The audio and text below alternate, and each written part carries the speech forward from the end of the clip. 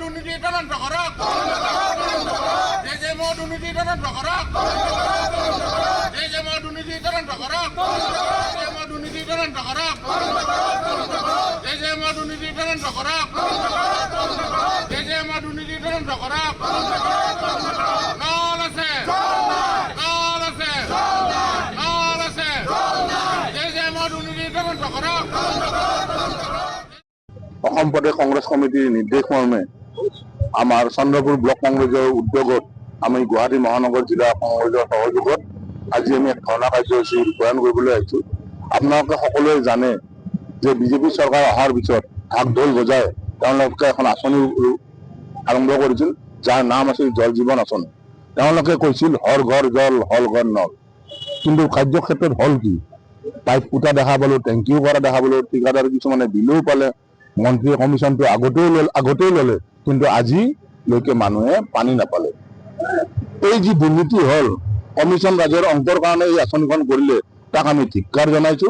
আৰু এই আঁচনিখনৰ ৰূপায়ণৰ নামত যিখিনি কেলেংকাৰী হল তাত আমি তদন্ত বিচাৰিছো। আৰু এই তদন্ত SIT দ্বাৰা নহয়, কাৰণ আপোনালোকে ইয়াৰ আগতে আমাৰ সাধাৰণ সম্পাদক স্বপন মণ্ডল ডাঙৰীয়াই কৈ গৈছে যে ৰাজ্য চৰকাৰৰ বিৰুদ্ধে ৰাজ্য চৰকাৰে গঠন কৰা SIT দ্বাৰা এই দুৰ্নীতিৰ নিকা তদন্ত নহব। গতিকে আমি এই দুৰ্নীতিৰ কাৰণে আমি CBI তদন্ত বিচাৰিছো আৰু CBIৰ ওপৰত আমাৰ আস্থা আছে। কাৰণ আপোনালোকে অলৰেডি দেখা পাইছে জোনমণি ৰাভাৰ ক্ষেত্ৰত SIT গঠন কৰিছিল, জুবিন গাৰ্গৰ ক্ষেত্ৰত SIT গঠন কৰিছিল। জুবিন গাৰ্গৰ ক্ষেত্ৰত যি 10,000 ষ্টাফ যি SIT কৰিছে, সেই তদন্ত সামৰোতে কিমান বছৰ লাগে সেইটো ভগৱানে জানে। কাৰণ আদালতৰ মেৰপেচ প্ৰত্যেকটো কলমৰ ওপৰত যুক্তিতৰ্ক হ'ব। তেওঁলোকে এই বিজেপি চৰকাৰখনে দীঘলীয়া কৰাৰ ষড়যন্ত্ৰ কৰিছে। আমাক সোনকালে ন্যায় লাগে, জুবিন গাৰ্গৰ ন্যায়, মৃত্যু তদন্ত সোনকালে ন্যায় লাগে।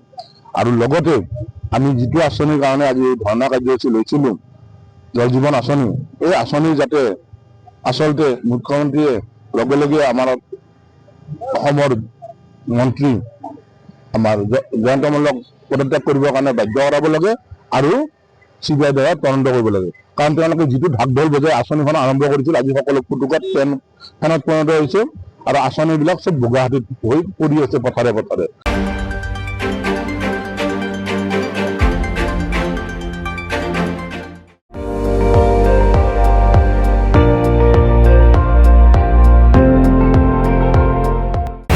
আপুনি চাই আছে ND24, সৰ্বশ্ৰেষ্ঠ নহয় সৰ্বোত্তমৰ দৌৰ।